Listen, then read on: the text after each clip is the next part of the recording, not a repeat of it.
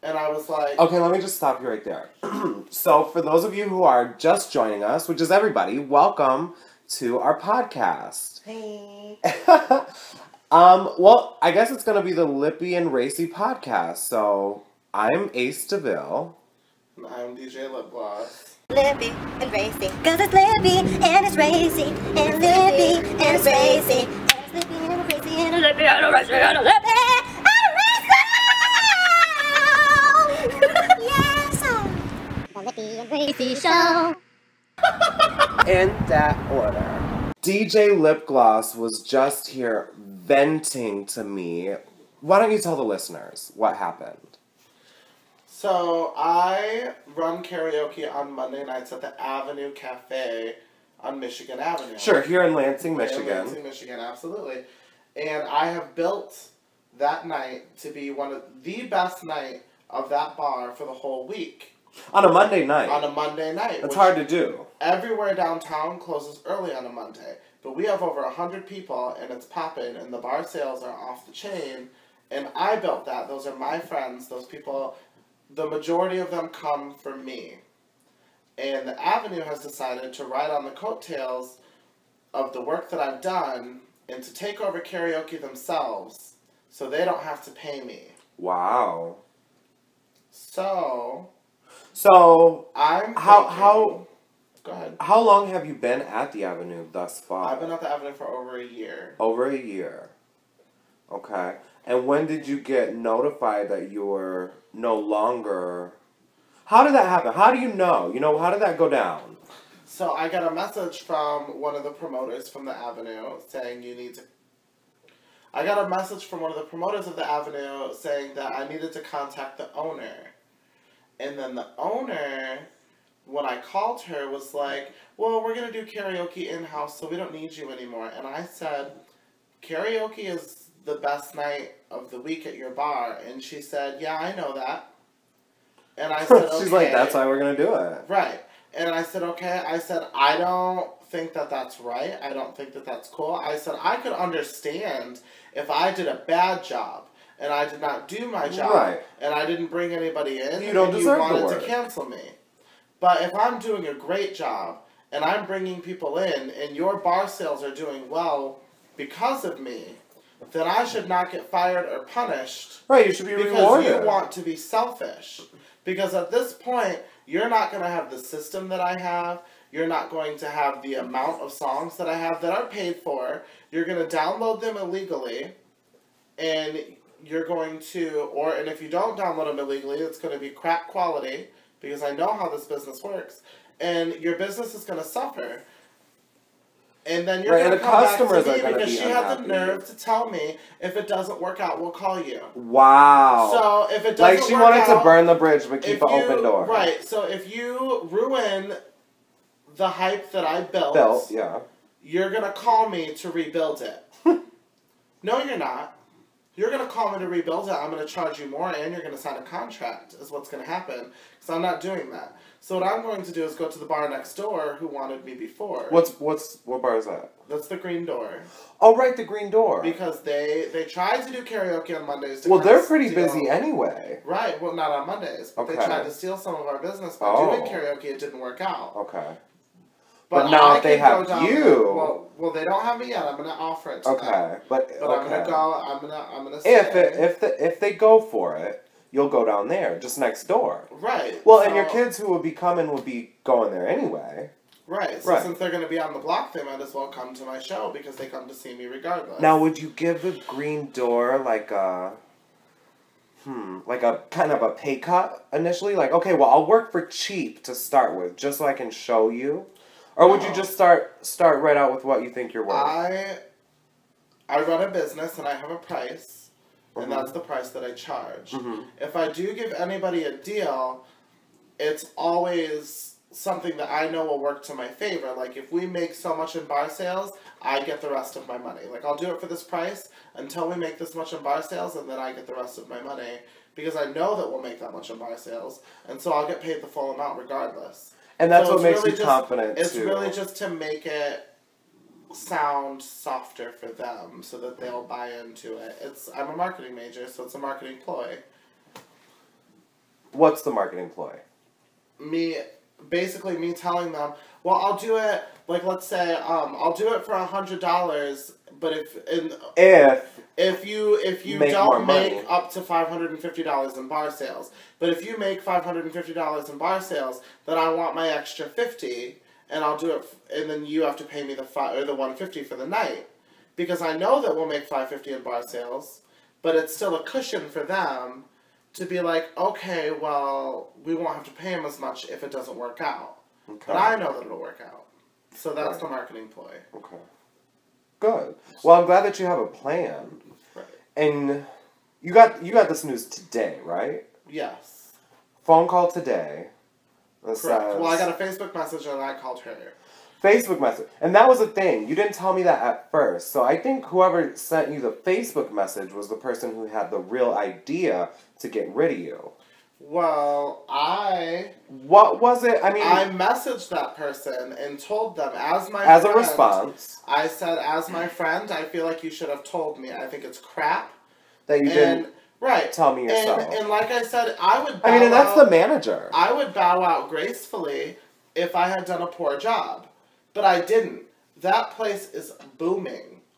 Every single Monday, even Memorial Day, every bar was dead because everybody was out of town. And we slammed that place. That's good. And so, for me, it's like I should not then be punished because you think that you can profit off of what I built. Because your Mondays were not good before I came in. That's why you brought me in. They were doing jazz nights, and they tried everything they could, and they were bringing in nobody. It was a Monday night. Yeah. But you say you were able to turn it out. Right. And it was because... Consistently.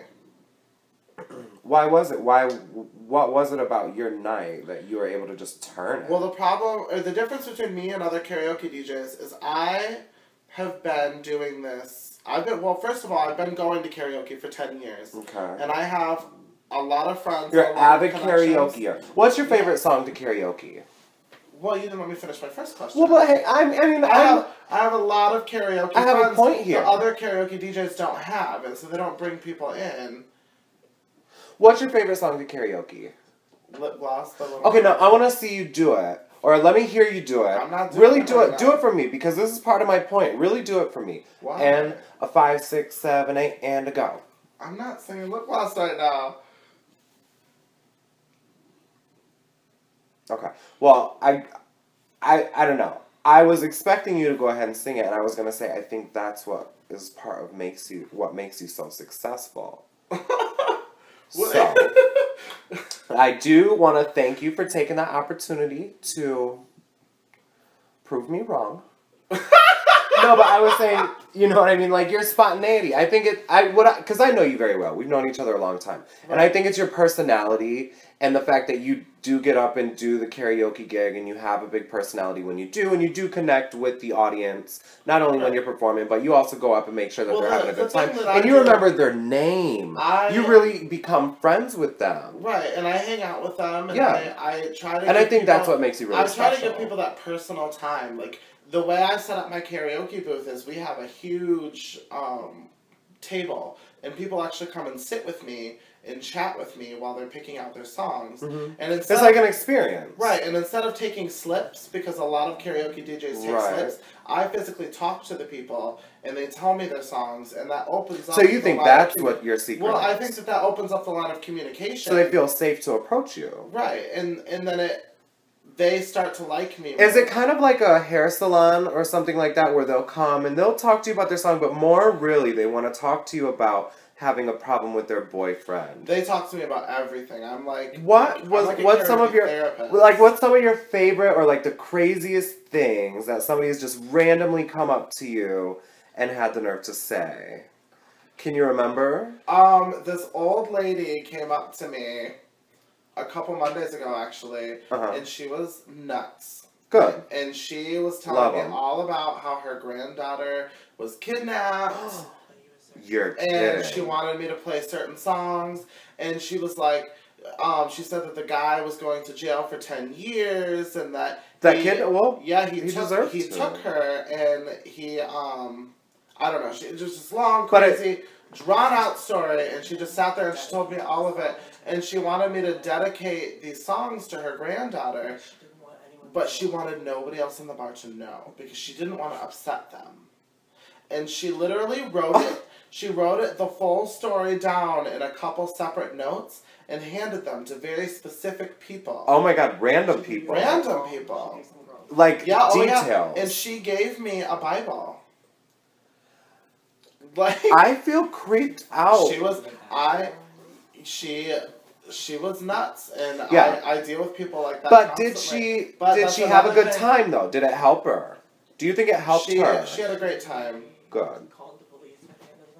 Oh yeah, she called the police at the end of the night, and made up a story about a guy jumping through a window though.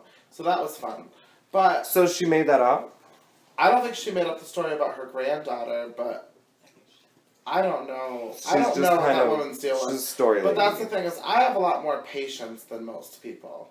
And so I will sit there and I will entertain somebody. Oh, I bet you will. You'll instigate it. And not even instigate. I will just listen and I will entertain them and I won't say anything about it and I'll you know what we need to do? Be rude and obnoxious and annoying. We need to have some of the best crazy people, like that crazy old lady. We need to have her on our podcast because that I would listen to.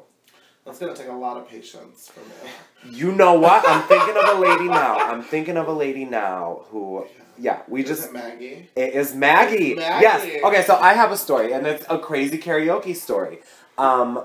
I met this lady, I think it was at a karaoke. I can't remember exactly where I met her, but she was at my karaoke. I'm sure it was. I'm sure it was on a Monday night karaoke. And just belligerent drunk. And screaming into that microphone. I think it was Alicia Keys. If I got you, babe. And if I got you. Just off key, but knows that she is just singing and jamming. The epitome of all white trash. You could say white trash, but you could also just say drunk lady. It was every... who believes she is giving it to you at karaoke and is hollering, honey, like her coochie is on fire. It was every stereotype that people give us. Was that us? I'm not part of her clan. We're not part of her clan. No. But if you stereotype white trash people, it was Maggie. I would agree with you there. Now, Maggie, I was completely, like, she was a star. You know what I mean? Like, that lady, I couldn't take my eyes off of her. Halfway through, I was like, she's acting. She's brilliant. She's got it. That's fabulous. That's perfect. And then halfway after that, I was like, she's serious. She's fucking serious. Yeah. Anyway, I got her number and I did an act with her. Probably one of my favorite numbers I've ever done. And she hit you. She didn't hit me during the number. She hit me after. Yeah. Let's do the number first though, because that turned into a wild night. And I wanted her to sing the Alicia Keys "If I Ain't Got You," and I dressed up. She's at the back of. She's in the audience, in the back of the audience. And she's right next to the stage, which would be in the back of the audience, and I'm up at the top of the stairs, and the spotlight hits me. On the opposite side of the bar. On the opposite side of the bar. And she's singing karaoke, which her and I have not rehearsed, and she's, drunk, and she's screaming it. If I ain't got you! So she's singing, and she doesn't know the words, so I'm lip-syncing to her, not knowing the words, screaming this drunk karaoke mess. And it was so much fun. Acting out her drunk mess. It was my favorite performance probably that I've ever done. And people, I don't think people got it initially. They were like, what the fuck? And that's what I was happy about. That it was just a hot mess. Right. Thank you, Maggie. But then... So then I was playing with fire and I ended up getting burned because drunk ass Maggie, and this was like the first number. I was the first number of the night and she was plastered already to sing my song. Good. And then she's just wanting to keep drinking and drinking and drinking. I lose track of Maggie. She's not in the bar. I have to get her home. I'm responsible for her. She's at the green door down the street. She's running away from me. Her hair is a hot mess. She has one high ponytail out of the hair on top of her head is in a high ponytail. and then all the bottom hair is hanging down, and it's got a flip out. Picture an Oompa Loompa, if you will. Okay? She's got this Oompa Loompa blonde-ass hairstyle looking like a Susie Lou Who Oompa Loompa, and I'm chasing this lady down, and she's saying, help! Rape! She is telling these people rape and fire, and she's pushing me and calling me a faggot. I was there. I'm dying. Roger was not helping. You around. I was filming it, actually. Yeah. We should, do you have that footage? We should see if we can find it. I have it somewhere, yeah. I am going to be ashamed and, mortified. She started calling you the F word. Mortified. She was calling me a faggot and everything. Slapping you and hitting you with her purse. Well, she may have slapped me once. She wasn't persistently slapping me.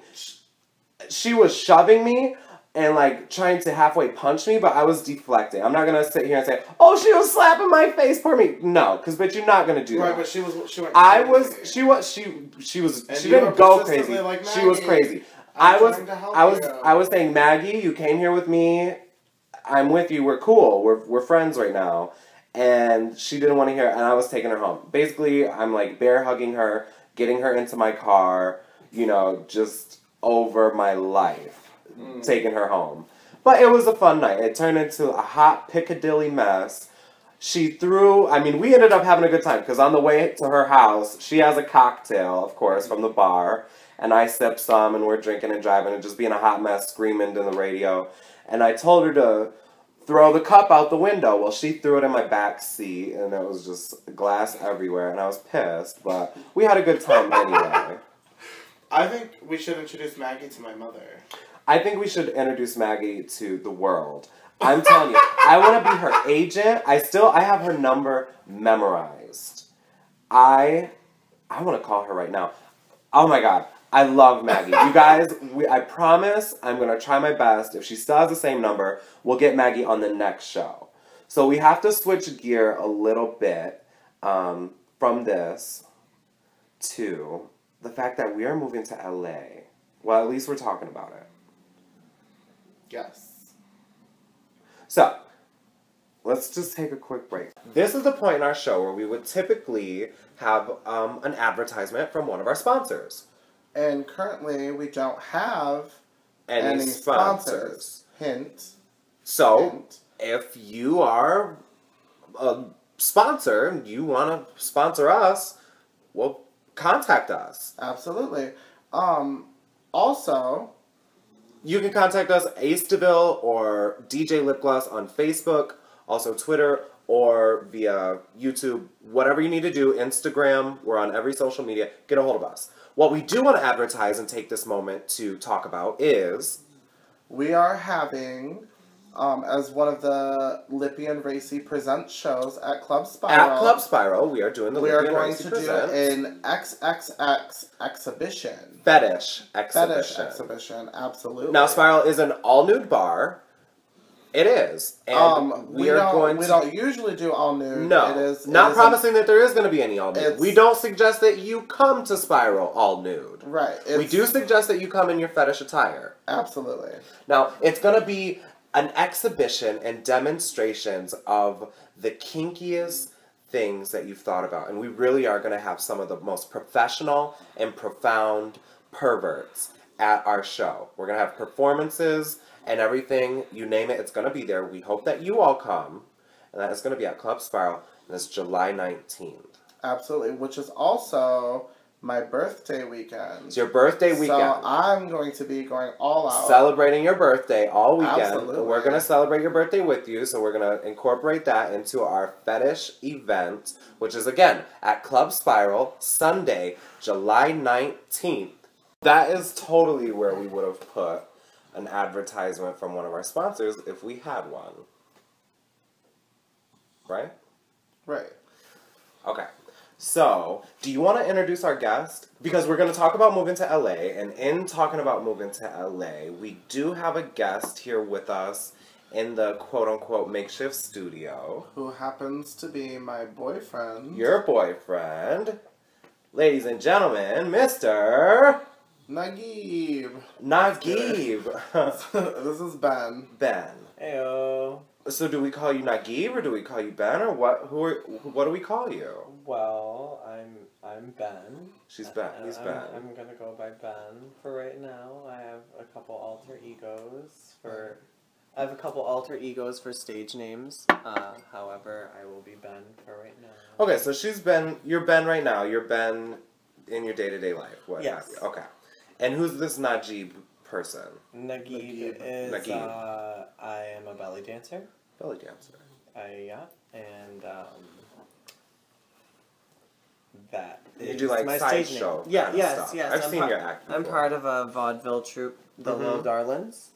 And you're joining us on our quest to LA. Los Angeles. Yes. Okay, so and that's partly why she's in the studio with us. We're getting ready to go out there and live our dreams. Right. So we're all doing it together, and we also have another person who's currently planning on coming with us, Maria. She's not here right now. Anyway, so we are planning to go out there, and Roger, what do you think about how are we gonna go? What do you see when you close your eyes? And when I say Roger, I mean DJ Lipgloss. How are you gonna go? I guess we all have our different alter egos. I just go by Ace all the time, but I mean, there's different personalities that come with Ace. Well, people either call me Roger or Lipgloss, and they have. So it doesn't matter if we call you Roger, right now. I mean, you can prefer call me DJ Lipgloss. Yeah. Right. It's a sign of respect. Right. Yeah. So the title. So DJ Lipgloss, Queen. It's a title. Queen Royal DJ Lipgloss. I forgot the question. Oh yeah. So when you close your eyes and you think about it, how are we going? What do you see? I see. I mean, we've all been to LA, so we know what it's going to be like, and we know. We already have friends out there. We already have connections. So it's not like we're going to be little fish in a big pond, stranded. Right. We have people who are really big on the scene. We're gonna be big fish because we're big fish in this little pond already, but we're gonna go be big fish in a huge pond with other big fish. Right. Right. Because we've made the connections and we just happen to know them and have become friends with them. You have your friends, I have my friends, and together it'll just kind of work out for us. I see us financially struggling for a minute until we get Well, that's settled. why we gotta save up before we go. Until we get settled. And I can see us maybe just living in a really tiny apartment and crashing. Right, like a one bedroom. Until we make it. Like, just figure it out until we make it. Right. And you listeners may hear Daisy snoring in the background. She's gonna be joining us on our journey. Those of you who don't know, is the biggest thing that I'm petrified about. Is my favorite person in the whole world. She's my dog. She is a beagle. She's wonderful. If you've never met a beagle, congratulations. She's wonderful. I envy you. She's a beautiful girl. She's a good dog, but she loves to get into trouble. And she just does. Beagles have the best nose out of any type of dog. You might say the best or you might say the worst. No, it's the best. For being naughty. Yeah. So she just knows where the trash is. She knows. The nose knows what it's not supposed to do, and it does it anyway. And that's what my thing is. So I'm terrified of going with Daisy, but she's coming. You might hear her snoring in the background, but thank God she's not getting in trouble. Right. So, how are we going to go? You say you want to drive. Oh, yeah, I'm not leaving my car, because that's the thing is in LA, everybody drives. You go to New York City, nobody drives. Everybody takes taxis or the subway. That's how you get around. You go to LA, everybody drives. So you have to have a car. So I want to take my car with a small trailer with a couple things that I need. Well, when I went to LA, though, I was on the subway, and I got around just fine. Like, I could go to the Hollywood Boulevard. My hotel was right on the subway train. The concierge, he really hooked us up. I think I'm expecting to go to LA and for there to be a concierge everywhere that I go. You know what I mean? Who's just going to assist me in having my lifestyle. Right. Well, I mean, I would love that. Eventually that will happen. That's kind of what I'm aspiring to. I know it's not going to happen eventually. Right.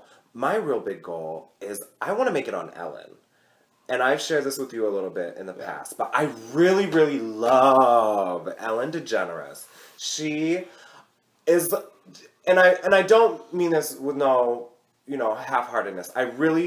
She's a hero. The way that she can be an openly gay person on daytime TV and own it, and she's more than just being gay. She broke but a lot she of is barriers gay for our community.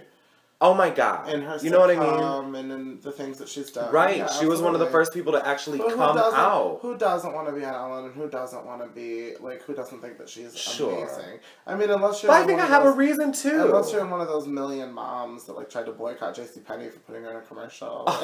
Yeah, exactly. Like you were saying, who doesn't love Ellen? Yeah, who doesn't love Ellen? Yeah, Ellen is she's very relatable. Oprah. I think you have a point there because Oprah's not really doing it. I'd love to meet Oprah. God, I might turn to stone if I met Oprah. You know what I mean? Right, but I feel like at this point, this generation's Oprah is Ellen. I agree. Oprah was our Oprah in our generation. What? Bitch! This Najib, this bitch said, what? Fuck Oprah. You don't She whispered, listen. fuck Oprah, y'all. And she had better whisper it, because you know Oprah is going to come and get you. Why would you dare ever say fuck Oprah? I'm not a fan. How can you not be a fan of Oprah? I'm just not a fan of Oprah. Do you think she doesn't practice what she preaches, or you must have a reason? I just really don't care that much for it. She has a flagrant disregard for the amount of things that she's giving out when it comes down to paying the taxes on things. You can't just give people an SUV and expect, there is other paperwork involved in that. Okay. And it's like you're giving someone a responsibility as well. It's like giving someone a dog for a pet. You don't really do that. It's not kosher. It's something that you have to take care of. She just gives people so much stuff? I mean, it's not that it's bad to be generous. It's just that when you're generous without being thoughtful in the sense that these people aren't all going to be able to afford the responsibility you're giving them, and I guess in turn they could probably sell the car, the gift, or whatever she's giving them. It's just that she has given things such as cars. Is there a certain experience that you're referring to? No, I mean I haven't had a personal experience with Oprah where Facebook post. No. So here's the thing. No, I just don't You don't care for it. Yeah, I don't care for it. I think her message. I can't deny her message. What are you saying? You can't blame Oprah for giving everybody those cards. She's filthy fucking rich, and she's like, get this money off of me. Just get it away from me. That's not what happened at all. Oprah did not pay for those. What happened was... It's product placement. The car company gave away all those cars and used Oprah to do so. Because it was cheaper for them to give everybody in the audience a car than it was to pay for an advertisement on her. I believe it was her Christmas special. And that was the real tea. Oh, okay. So how did you find that out? Everybody in the audience, from a Facebook post? Came out. No, that came out. It was just before Facebook existed. I just remember. Yeah, I was gonna say. I just remember it was a while back, and it was in the news. That came out. I never heard nothing like that. Yeah, my mom was talking about it at the time, and it's just I don't know. She just builds schools in Africa, but how many schools has she built in America? And she's taking these impoverished nations and impoverished. I can't even say the word. Impoverished or third world, let's say. Third world nations. All right, but and she's trying to have no education, and she's trying to. Things that need to be done her speech out. She's trying to build facilities for them also, and I think that that's a responsible thing to do. And it's great. There's lots of things that can be done in the States. But at the same time, we have so many more resources. Yeah. And if we're not getting it done, then most of it is due to our laziness and our incomplacency to the system. I don't think, but the thing is when you are not upholding if you're not utilizing the resources properly here, and you're not teaching the children properly and giving children here a proper education, they're not even going to be able to utilize the resources properly. So you're literally breeding ignorance and allowing it to continue in hopes that because they have the resources, they'll know how to use them. If we're not being properly educated here, then we're not going to be able to utilize our resources properly. But we can't blame that on Oprah. Well, I'm not entirely blaming it on Oprah. I'm just saying that I don't personally care for what I've seen that she's done. She's cool, whatever. I just don't. She's so, I don't know. From what I get, she's just so loving and comes from a place of selflessness and giving. Well, what happened is that people I can't people disagree helped with that. Oprah. Like, Oprah got the great advice to become syndicated, which is what boosted her to where she is, and it made her a lot of her money. And it's because of her friends and people in the industry that helped her. So Oprah's the type of person where I feel like she realizes the help that she had along the way, and she wants to help other people. And because she has the ability to do so, that's great that she's taking the social responsibility to do it. And whatever venues or avenues that she chooses to do that in, we can't knock her as long as she's doing it. I don't know. I probably Doing don't something. have... So everybody's going to have a different opinion as to where, you know, she should give her money. Like, there's that lady with 10 kids or whatever, 20 kids that said that somebody needs to help me. Bitch, you shouldn't have had that many kids. So she's going to think that Oprah should give her money to support her children. I think Oprah should give me money. To this charity. You think that she should give it to that charity. No, just give it to me. Like, she wants to build schools in Africa. Good job, Oprah. Yeah. Thank you. I can't, exactly. I can't fault her for building a school in Africa. You have to I'm not going to completely fault her for doing that, but at the same time, I just don't entirely You have to do what you believe in. I'm probably ill-educated on her ways because I really could give a shit less. I'm like, and that's why you really can't be bothered with that. I can't be bothered by any of it. I really don't worry about it. I am probably the last person that should have an opinion on anything going on in pop culture or as far as celebrities go, because I really have not taken an active interest in their lives, to be completely honest. And I'm not going to apologize for it, because I've had plenty of time to do your own thing. my own thing. Right. I quit watching television so many years ago. Yeah, I don't watch TV, but I know a lot about pop culture. Well, I mean, I kind of, at this point, I pop take it as when my I job. grew up, but it's not... As far as Oprah goes, I feel like she has kind of like realized her destiny and become what she wanted to become. Like, that's her dream that she wanted to do, and she did it. DJ Lipgloss, what would you say if you were to fully realize your dream? What would that be? If you were to have your Oprah moment and arrive and build a school in Africa kind of thing, like, what is your destiny? You know? Or not, like, what's your dream job? What's my dream job? Yeah. Like, as an Oprah moment, like, oh, this is my dream Oprah job. My dream job would to be Oprah. Yeah. Yeah, I would think so too. That's kind of my thing too. I mean, that's what I would like really a talk show host? I would really you want to like be a talk show host. To have a venue where I could get my opinion out there and have the resources to be able to help people in the ways that I feel people need to be helped. And the money to do so, because I would be happy if I could live a comfortable life. I don't have to be a multi-billionaire, but if I could live a comfortable life and have extra money to be able to do good things with it. Like, all my bills are paid, I don't have to worry, I still have this much money in the bank, and I can support charities, and I can, and I can do community-oriented things. Well, what's your job when you're doing that? Well, like I said, you asked my dream job. I said my dream job would basically be to be Oprah or Ellen. I think you fucking stole my... You looked at my answer, you goddamn bitch. And you stole my fucking... Because you knew it! This bitch stole my dream, and she stole my life, and she stole my fucking answer. Listen. No, I'm not listening. But that's exactly what my dream would be. I want to be like an Oprah or an Ellen or a talk show host. Thanks for asking. Listen, I'm going to be DJ Lipgloss, you're going to be the Avenue, so I'm going to be Oprah, you're going to be Ellen, and you're just going to ride on the coattails of my success. Excuse me? I thought you had a mistake of your words when you said that. I can't believe you. Take it, you don't mean that. You're... no, I'm over just it. playing. I'm over it. DJ Lipgloss says all the time. She'll say something really offensive, like, oh my god, Ace, that's... Well, she won't say it to me, she wouldn't dare. But she'll say, oh, that's the ugliest thing I've ever seen. And the person will say, oh, how dare you say, I'm just kidding, ha ha ha. I'm just kidding. I'm just playing, ha But that's the thing is, she's not fucking kidding.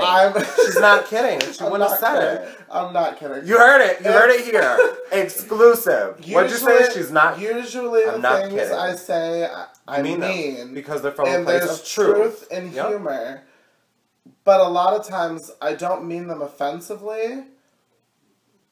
So I am being funny. I just know that I know that it's going to come out as funny. And so I mean it funny, but there's truth to the funny. Exactly. It's like stereotypes. Okay, let's not go there. We just had a nice Oprah moment. Okay? I'm twisting the truth to rub it in your face a little bit more. My stomach started twisting when she said that. But that's the thing. People live for me to be blatantly mean to them. They think I'm not one of those people. There are people. I'm not one of those people. You need to get your act together. They love it. They think they always think because I want to have them on the podcast. Like, okay, so I have this group of boys I call my uglies, and I love my uglies. I think that they are wonderful, but I truly, they're all. You really think that these boys are ugly? In different ways, in their own ways. He really thinks they're wonderful too. But they're my friends, but I call them my uglies, and I'm like, hi, ugly, and it's a joke. Like, you say it to people at the bar, it's like, hi, ugly, and they live for it. They love it. They're like, I'm ugly number one, and I'm the prettiest of the uglies, and I'm the best ugly, and they banter back and forth about it, and they love it. That they is live something for to it. aspire to be. That is not something the women in my family aspire to be. And they want to be... Who's currently the number one ugly? Who's currently the number one ugly? Who's my favorite of the uglies? I would have to say Andrew is my favorite of the uglies. Not gonna say his full name. I mean, we should just tag her. What? She should know. She should be loud and proud. She's ugly number one. All the other uglies to get know mad. That well, they're gonna be listening. This is going live. She knows and they know. But I love Cody and I love Jared and oh my god. And they... Are they the uglies too? Is that what you're saying? Yeah, they're in the uglies. They all know. They're not ugly though. They all know that they're the uglies. Okay, so... I always make Roger do this. Now that you've said a lot of mean things, now you need to say some nice things. Andrew's a talented dancer. Okay. Jared does a really good job where we work. Okay. Cody makes me laugh a lot. Good. Now let's try to be nice a little bit. I was being nice. I was just don't want to hurt anybody's feelings. I say things, and people live for it. They love it. They want to hear. They live to hear what's going to come out of my mouth next. And for me, that's just my personality. I'm not looking for attention. It's not that I want anything or a reaction out of anybody. That's just my personality, and people live for it. So what do you feel like you want to get off your chest right now? Because I'm sure that the listeners are just on the edge of their seat. They're like, you know what, Ace? Fuck it. Let that dog off of its leash. And you know what? I can hear you. I hear you. So I'm gonna let you off your leash. What is it that's really bothering you? What's got your knickers in a twist? You really want me to talk about it? I want to hear it. I mean, something that's been bothering me a lot lately is kind of a serious issue. And it's something that we decided not to talk about in our web series.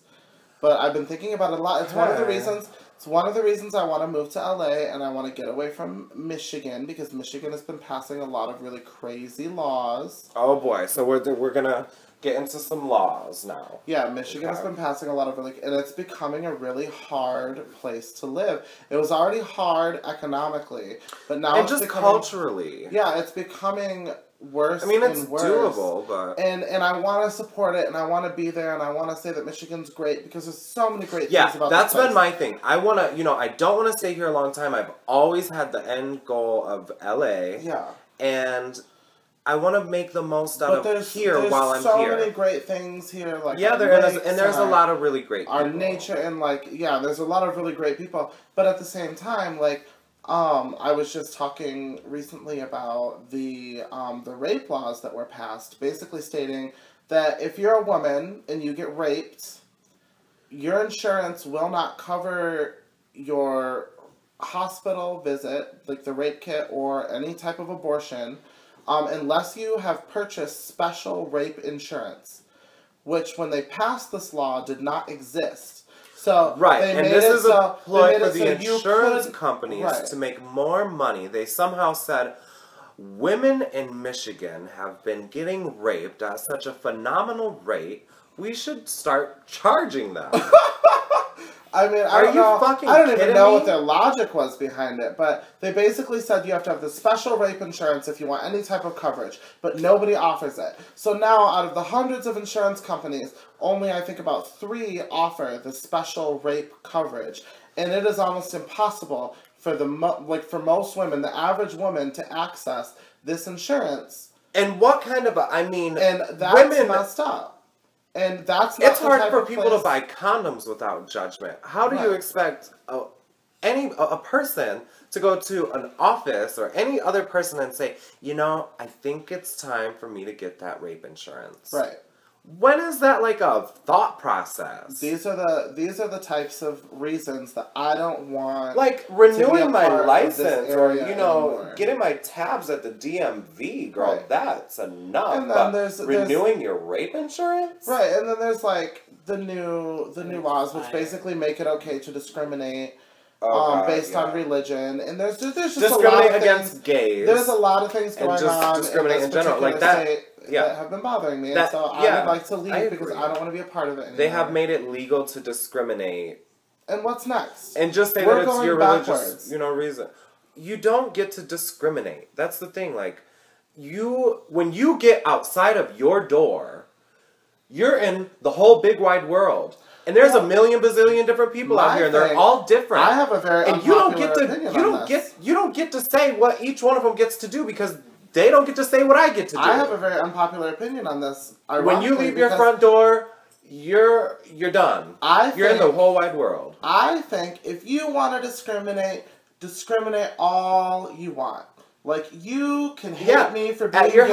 house. You can hate. Sure, you can.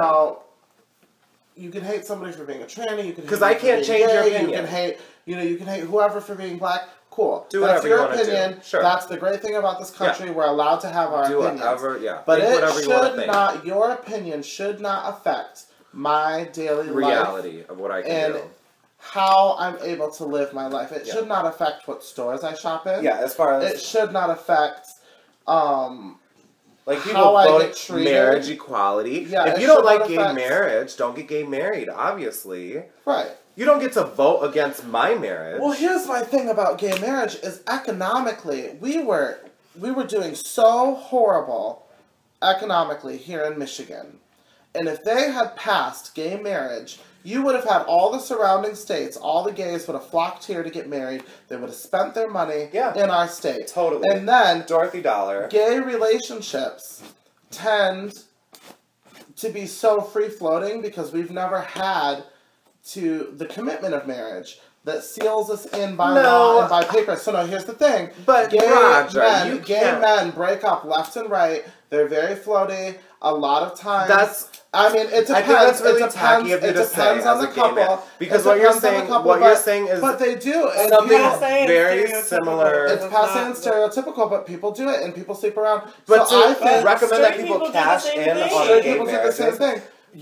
you're stereotyping us to be flighty, and that's... Well, no, but here's the thing. That's is not I right. think people were You gonna can't make so much noise, girl. people would have rushed into it, and they would have come and they would have flocked and they would have spent their money in our state, and then you would have had all those couples that would have said, "Hey, we rushed into this because we were excited."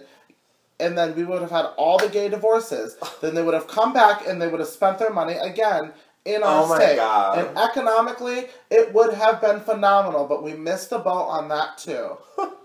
And we missed out You're on all okay, of that so money. you're a supporter of gay marriage strictly because of how much money gay No, divorces. I'm a supporter of gay marriage because I feel like everybody should have the right to be married if they want to be. I would like to get married someday. Mhm. But I was saying, I'm assuming gay from married. a political standpoint and from a standpoint of making money. Right, making money. Making that coin, girl. It would have made sense if making dollars and if cents. Michigan had jumped on the train early in the game before it was a thing. Yeah. Do you know what I mean? And we could have benefited from that. And so it's just one of those things. Why didn't they?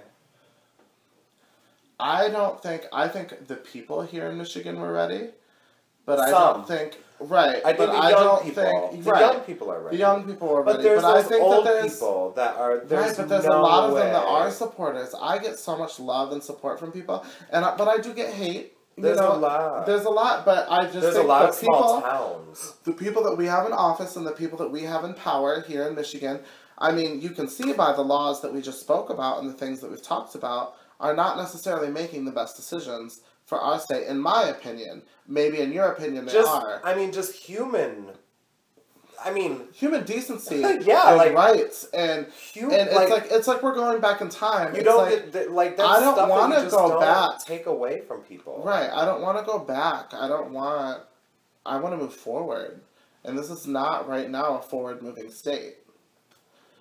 It's very much people in power are making selfish decisions. And it's not. Well, I bet a lot of them. I bet a lot of them are making those decisions kind of similar to what you were talking about, just focused on the money. Right. Could be, but that's why we want to. But what benefits their personal pocket, rather than the overall pocket? That's why I really don't pay attention to politics. Right. And to the news is because it is. But I feel like it's our responsibility. We have to, because we have to live in this world. And we need to be aware of the things that are going on around us. We don't have to partake in it, and we don't have to obsess over it. But to have a general knowledge of the things that are happening around us, I feel, is really important. It is kind of our responsibility. I agree. And, definitely when it comes time to vote, you at least want to pretend like you have some kind of a... No, I do not think... I'm going to tell you right now, advice. If you are not educated on the candidates and you have no idea what's going on, do not you dare just go set foot in that voting booth. Vote. I've done it. I went and just voted. Well, that name looks good. That looks like a name. So many people do that. Has to have a Democrat next to it. And it's... Oh my God. Write a name on the ballot. So many people make the mistake. There's a blank space for a reason, honey. Yeah, so many people make the mistake of going in there uneducated and knowing nothing about the politics. And another thing that bothers me is people base their decision on other people's opinions. Like, instead of going and reading, or instead of watching the debates... They make reactionary judgments. Right. They'll hear... their parents talking about how this person's going to be a great president or whatever. Or they'll hear their neighbors or their friends and they'll just overhear a conversation or be a part of the conversation and act like they know what they're talking about. And they will base their opinion off of that because it's something that they heard. And that is one of the things that I personally feel is wrong with the general public. So I'm just going to tell you right now, I have no respect for you if you're going to go and vote and you don't know what you're talking about. Vote blind, yeah. So you think that's worse than... You're making decisions for our country and for the people that are in power that are making all these horrible decisions in my state right now. Mm-hmm. A lot of it was they were put into office, partially by people who supported them and partially by people who just walked in, probably stoned, who knows, and just filled out some names because they felt like they had to vote or they wanted the day off of work. Do you have something? Now, what was the stone comment? Huh? Do you have something about stoners? No, I don't have a problem. If you want to smoke weed, you can smoke weed. I don't care what you do. Like I said, your life is your life. Just don't let it affect my life. Okay. I just have to clarify. It's kind of hard for everybody not to affect everybody else's life. Because, obviously, once you set something in motion, it kind of just everything has a reaction to everything. Right. Yeah, but you smoking weed doesn't affect where I shop. And you smoking weed doesn't affect what I'm doing. Yeah. Then yeah. It's more like... Don't be a fucking asshole. Right. Yeah. Very that. So good. I'm glad we got that clarified.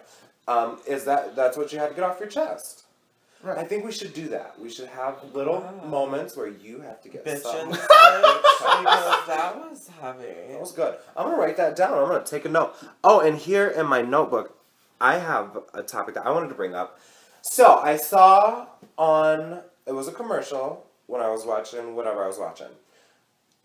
KFC has this old wrinkly white guy and Colonel Sanders drag, and he has the nerve to say, "Hi, I'm Colonel Sanders. Try some of my chicken." And I was fucking baffled.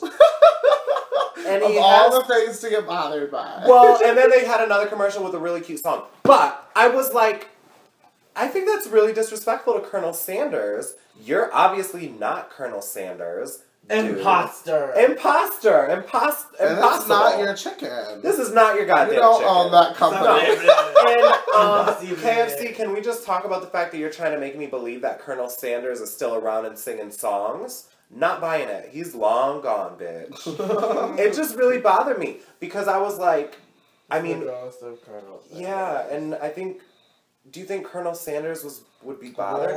I think, yeah, I think maybe anything to sell the chicken, but then again, he's like, I think not. I'm dead. Thank you. What are they gonna do? Float by with his picture?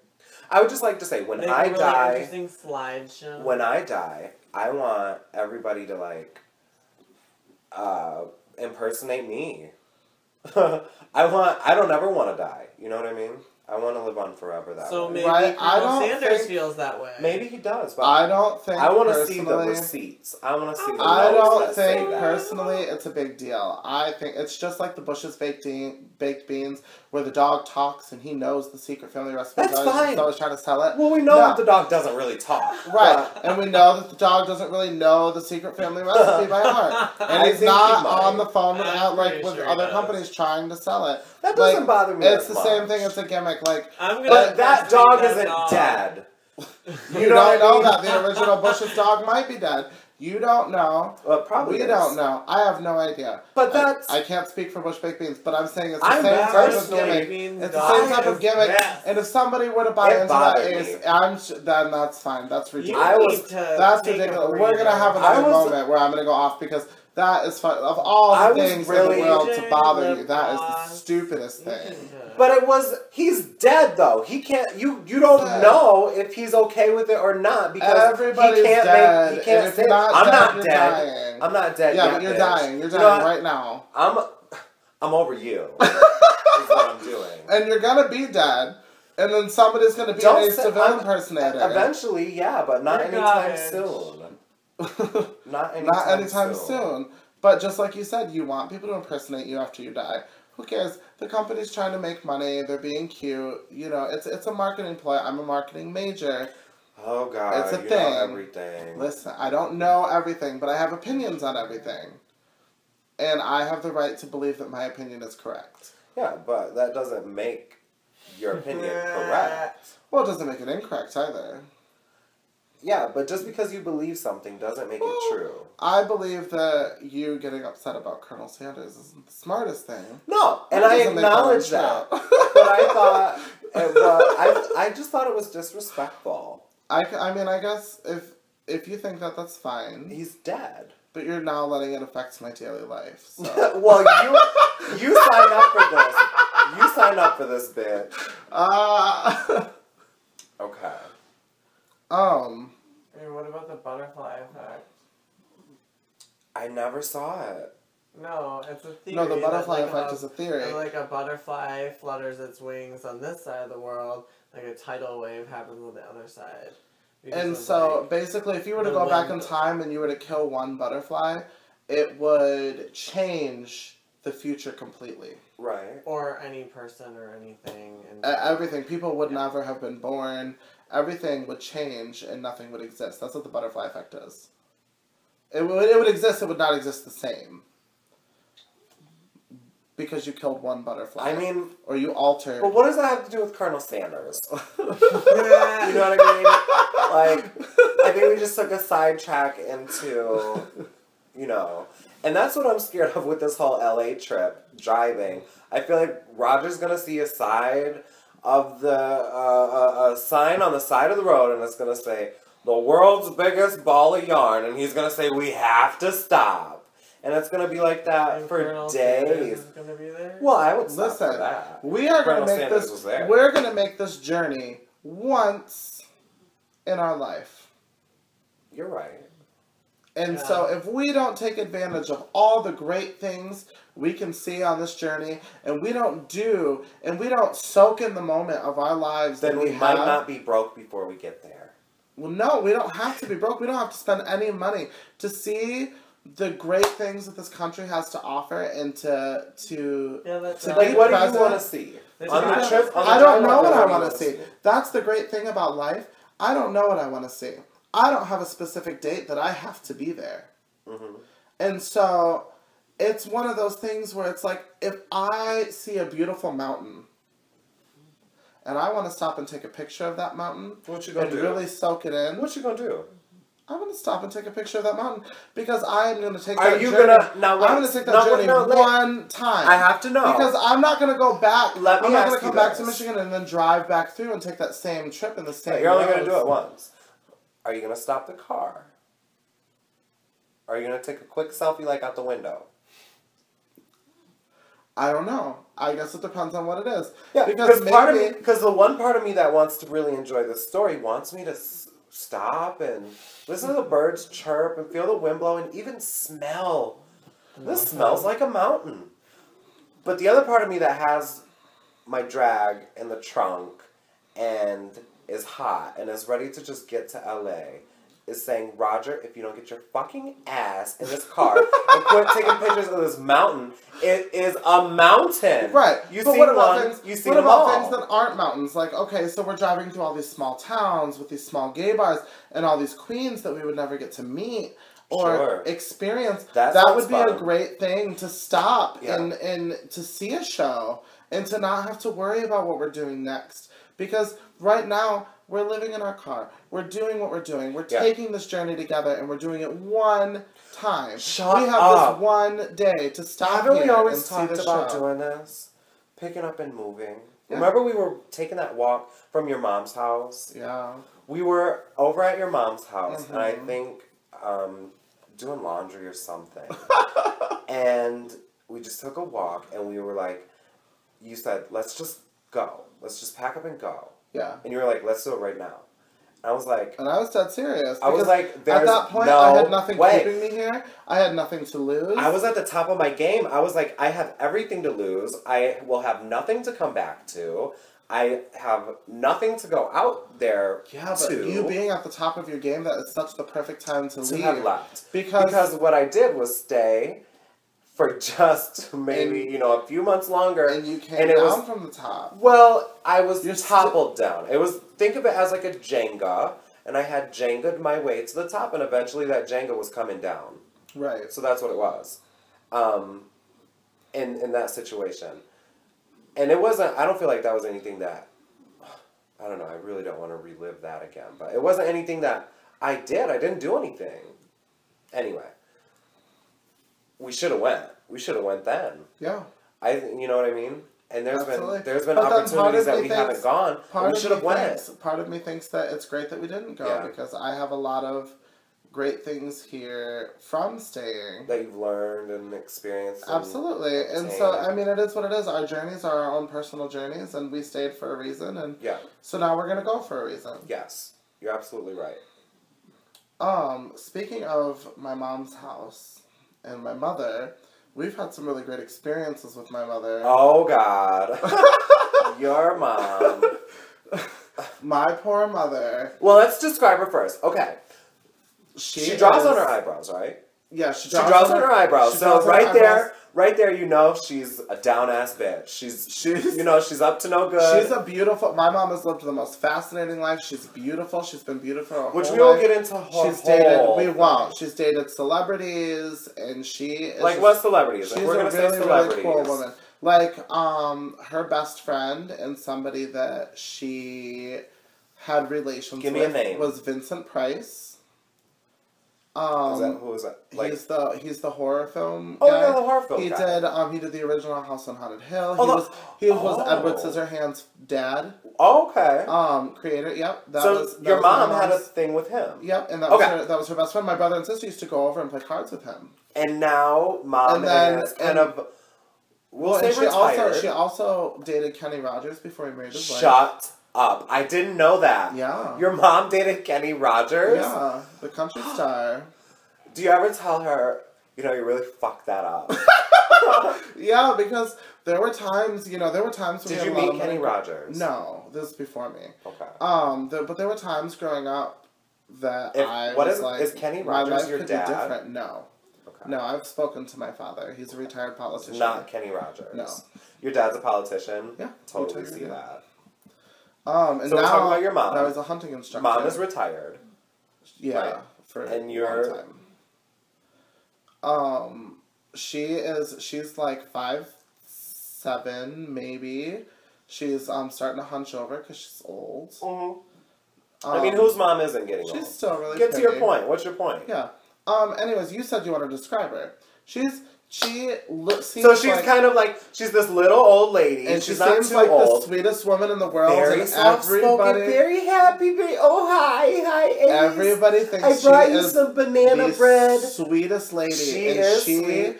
She can be the meanest, most rude person you'll ever meet. Like, there have been people that have, like, I don't even know. They have probably wanted to dig themselves into a hole from crossing paths with my mother. For the sake of the story that I think I know what story you're gonna tell. Anyways, so let's paint her as this sweet old lady. Yeah, because that's what she is now. She's a sweet old lady.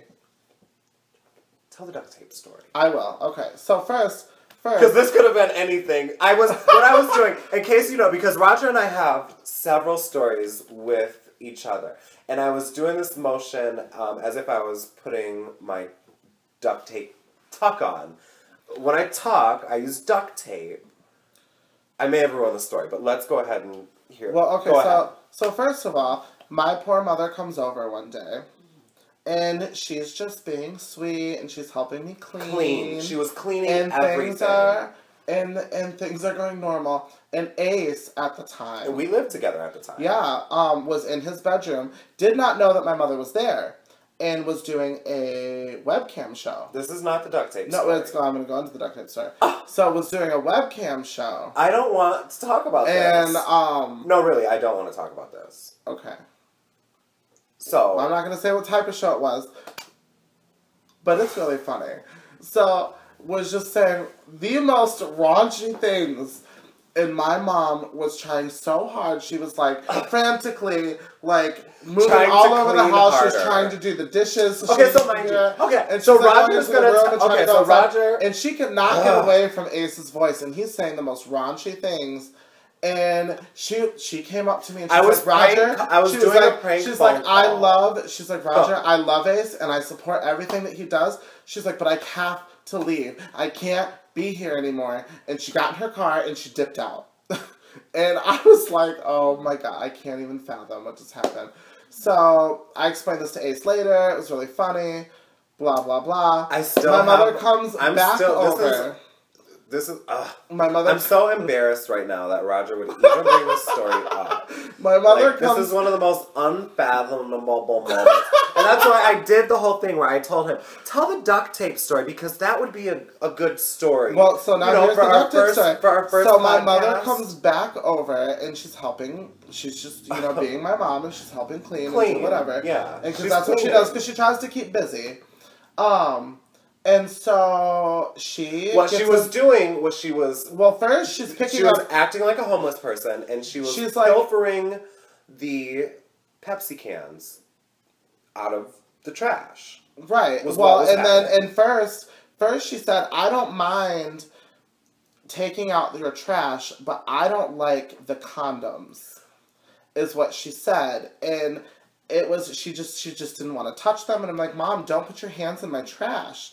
Like, pull the bag out, tie it, and really, don't touch the trash, because I'll take it out.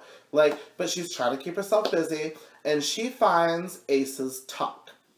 And it is still in, it's like a cut-in-half diaper of duct tape. Right. She has no idea what it is. Jockstrap and kind of thing, or a thong. She has no idea what it is. And she's trying to be And there's a Pepsi can. Now, I wasn't there. I've heard the story. There was a Pepsi can stuck on it. And that's why she was digging in it.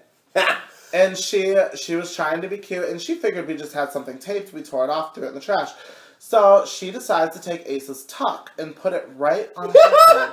And she was wearing put it on her head. She was wearing it as a hat and walking around the house. And she was doing the whole stereotypical, like a model walk, like yeah, but she was doing the gay thing with like the limp wrists and like imitating you, like thinking it's funny. Oh, I didn't realize that she was doing all that. And so she was like mocking me. So she thinking that I would wear that as a hat. She wasn't mocking you. She was just being funny about gay people in general. And oh my God. So when I informed her that it was your tuck, she was completely mortified. she threw it right in the trash. She was done. And once again, because of Ace, she left immediately. That is the best story ever. You know what? And I think we can close on that note, Roger. That story really did come full circle for me. Because I was mortified at the beginning of it. And I think we might have to touch on that a little bit later. But that was funny. So definitely want to thank our special guest, Ben, for showing up and stopping through. And we'll see you guys soon. Bye.